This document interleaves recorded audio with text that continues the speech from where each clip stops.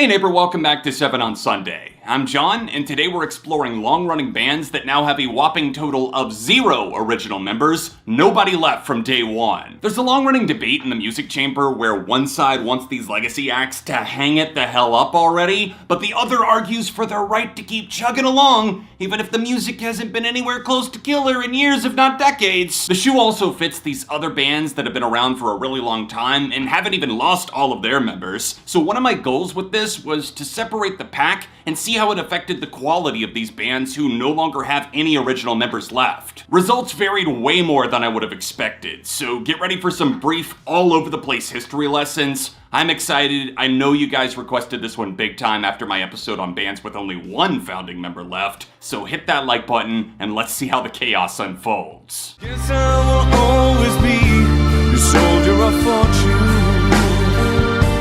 Swedish progressive rock and metal titans Opeth may seem stable in their current lineup, mainly because they are. They haven't had a lineup change since their keyboard player Joachim Svalberg joined in 2011, but I guess you call the case of Opeth the calm after the storm. One quick peek behind the past members curtain, and holy shit, that's a thick with 3 C's kind of list. I know I'm gonna butcher this, but Michael Ackerfeldt, the man who played guitar and has performed lead vocals on every single Opeth album, was actually not a day one member, meaning that they've got no founding fathers on the roster since Michael joined about a year after they formed. Here's where the drama gets even spicier. Opeth were intended to be a death metal band with David Eisberg serving as singer frontman extraordinaire. David brought in Michael to replace their original bassist Martin Persson, with the catch-42 being that he didn't tell anybody else in the band about this big change. Basically, everyone else got fired by David after a massive argument, and Opeth continued forward with just 2 members, recruiting on and off again before nailing down a somewhat solid lineup by the mid-90s that didn't even include David Eisberg, since, get this, he left the band in 1992. It's a lot of conflicting timelines to juggle, and the 2000s didn't stop the revolving door lineup issue, but the main takeaway is that Opeth are still going strong and are probably the #1 band on this list, still putting out well-received material despite the insane amount of changes their band has faced.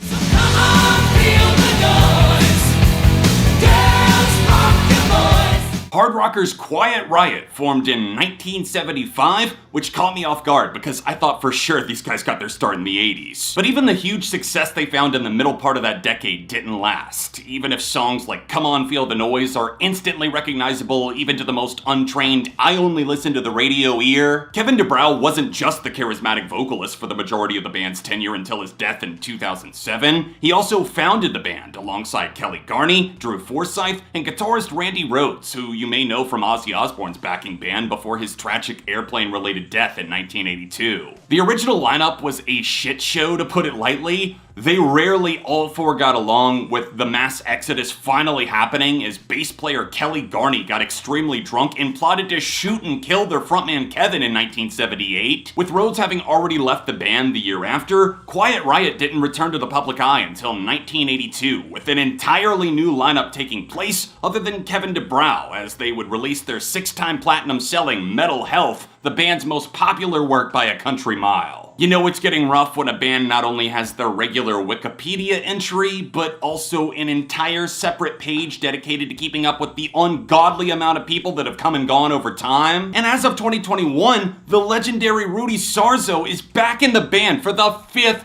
time, and I'm getting a headache just trying to wrap my head around everything and keep up with it. So please guys, just maybe consider retiring, because this absolute mess you've spiraled into isn't healthy for anyone. Am I the only one?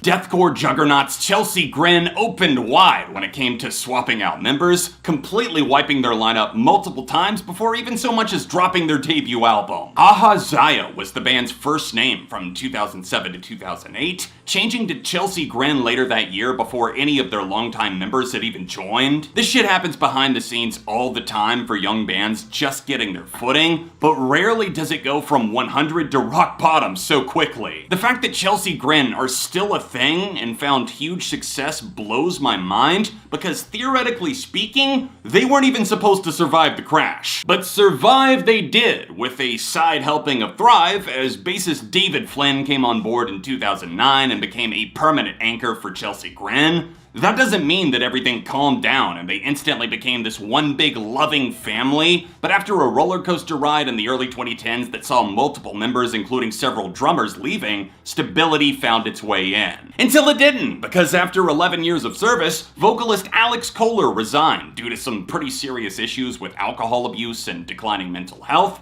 prompting longtime guitarist Jake Harmon to step away shortly after. Fortunately for the remaining members, they got a worthy replacement in Tom Barber, formerly of Lorna Shore, but part of me has to wonder, how does it feel to jump on board a potentially sinking ship that's yet to prove it can last, since Tom exited just before Lorna Shore got their big break in the 2020s? Let me go crazy, crazy on you.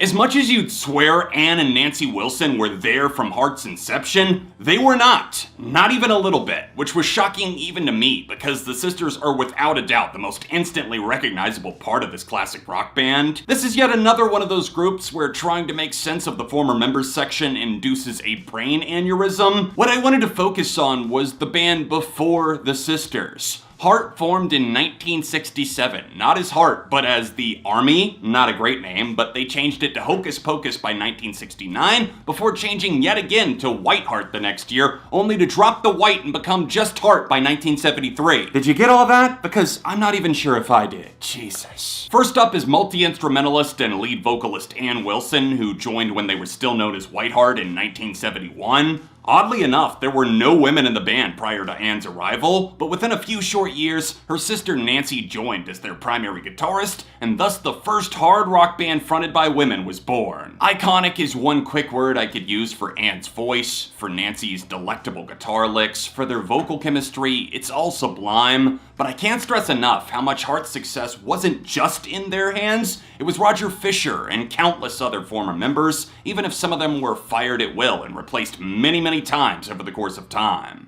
Tonight there's gonna be a jailbreak, so won't you be around? Irish hard rockers Thin Lizzy are up next, still going, yet still reeling from the untimely death of their former singer, bassist, and founding member Phil Lynott in 1986. Known for their distinct hard rock jolts that featured the uncommon, at least at the time, combination of two primary guitar players, Thin Lizzy found international success with hits like Waiting for an Alibi, Whiskey in the Jar, and naturally, the one everyone knows, The Boys Are Back in Town! Their lineup mostly solidified itself for a brief golden era by 1974, remaining mostly intact until their eventual split in 1983, a few short years before Phil Lynott would succumb to the brutal effects of his battle with alcoholism and heroin addiction. Since 1996, Thin Lizzy have been a touring band only. In fact, the late singer's widow shot down the idea of them recording new material under that moniker, thus leading the remaining members of the band to form Black Star Riders in 2012, with that new group pumping out several records similar to the classic sound of the original band.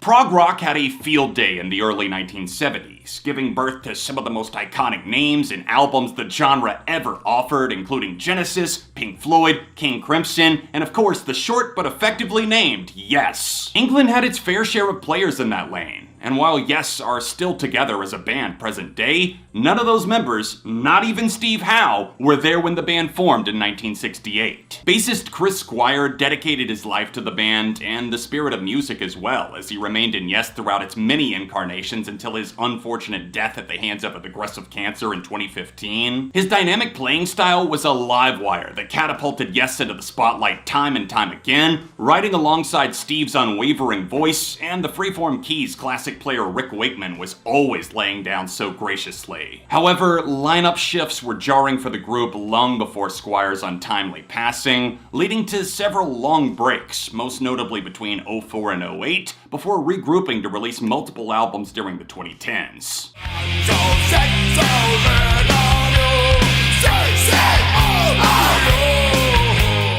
Attending a GWAR concert is essentially culture shock if you've never experienced it before, and thankfully I can say I did, culture shock included, while a solid amount of the classic lineup, including the late great Dave Brockie, were still there. GWAR is a heavy metal punked out thrash band to also dabble in comedy, obviously. While the band initially got their start in 1984, they didn't put out an album until 1988, with their breakthrough actually coming in the form of Scumdogs of the Universe and its hit single Sick of You in 1990. Turning over the reins was never an issue for this group, even in their heyday, mainly because it always felt like a rotating roster of musicians that were connected by music, of course, but also costumes and lots of blood. They've had a dozen guitarists, swapped out drummers, even gobs of vocalists plowed through, although the long-running legend Dave Brockie remained with GWAR the longest in that capacity until his tragic death by overdose in 2014. One thing I forgot to mention is that each member of GWAR has a role, a nickname, a character that they're playing as they perform.